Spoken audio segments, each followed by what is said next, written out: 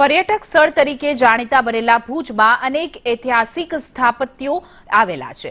રાજાશાહી સમયમાં ખૂબ જ મહત્વ ધરાવતા સ્થાપત્યોની જાળવણી ન થતા આજે દયનીય સ્થિતિમાં જોવા મળી રહ્યા છે। ભુજમાં આવેલ છતરડી, ફતેહ મામદનો ખોરડો, રામકુંડ, ભુજિયો કિલ્લો, જયબુલી હોસ્પિટલ જેવા અનેક હેરિટેજ સ્થળોને પ્રવાસન સ્થળ તરીકે વિકસાવવાની માંગ ઉઠી છે।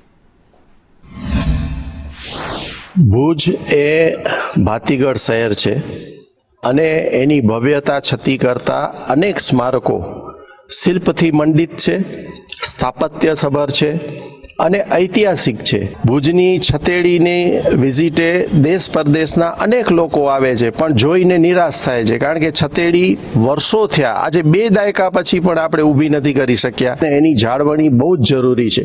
લોકો એની વિઝિટ કરશે, લોકો સફાઈનું ધ્યાન રાખશે, ત્યાં ગંદકી નહીં કરે અને પ્રશાસનની તરફથી આ સ્થળોને ખોલવામાં આવે, એનું રિટ્રોફિટિંગ કરવામાં આવે, એ ખૂબ જ જરૂરી છે।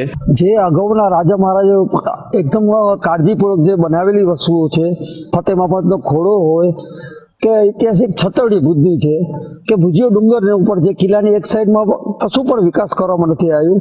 રામકુંડ જે ઐતિહાસિક કુંડો જે ભુજની હોસ્પિટલ જે લોકો તેનો લાભ લેતા, એ પુરાતન ખાતું સાવ નિષ્ફળ ગયું છે।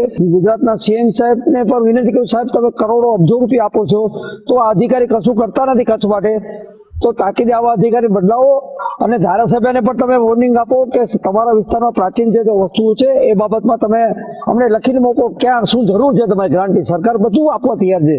આ નિષ્કાળજી ધારાસભ્ય સાંસદની હોય કે અધિકારી હોય, આ બિલકુલ કચ્છની અંદર ચલાવવામાં ના આવે।